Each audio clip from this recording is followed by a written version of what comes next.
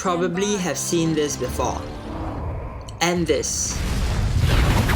And unfortunately, this as well.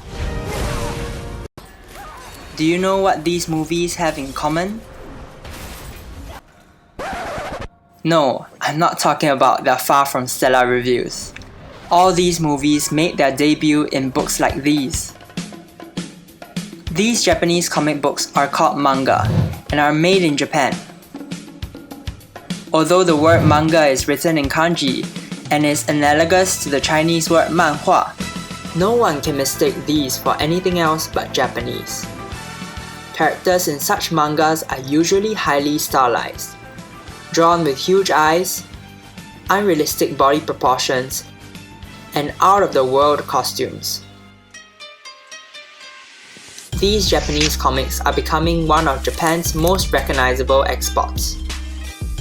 In 2009, the American manga market accounted for 35% share of all graphic novel sales in the US. That's $140 million. Nowadays, you often see manga translated into English and Chinese among many languages. But manga has not always been this way. They were produced by and for the local Japanese. The phrase manga was first used in the 17th century to describe woodblock prints by Katsushika Hokusai. However, this form of media only gained popularity when it reappeared in 1946. These first popularized manga were called yonkoma, which were literally translated to four and frames. They were gag stories featured in local newspapers.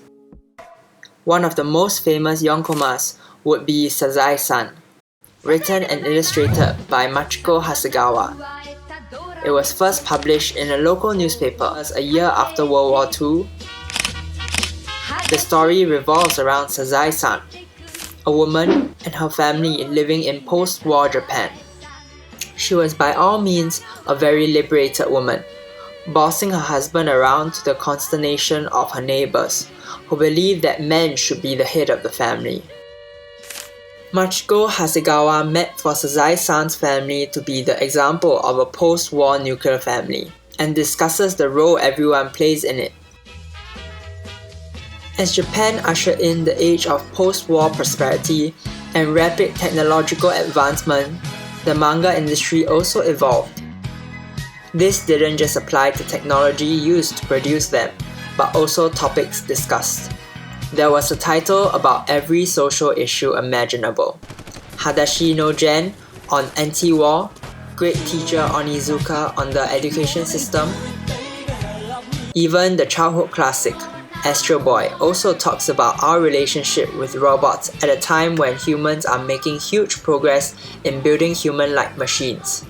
Serialized in 1952, it revolves around Astro, a humanoid fighting evil, which manifested itself as robot-hating humans, robots gone berserk, and alien invasions. There was even a limited series called Once Upon a Time, where Atom travelled back in time, where he finds himself in the middle of the Vietnam War and comes to the aid of a Vietnamese village, caught in the middle of the fighting between the Viet Cong and the United States.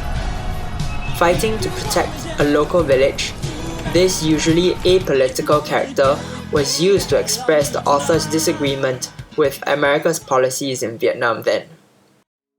Many people see manga only as a bad influence, but fail to see the important role of manga as social commentary. As we go into a new age, what would the next generation of manga look like? And what will it say about us?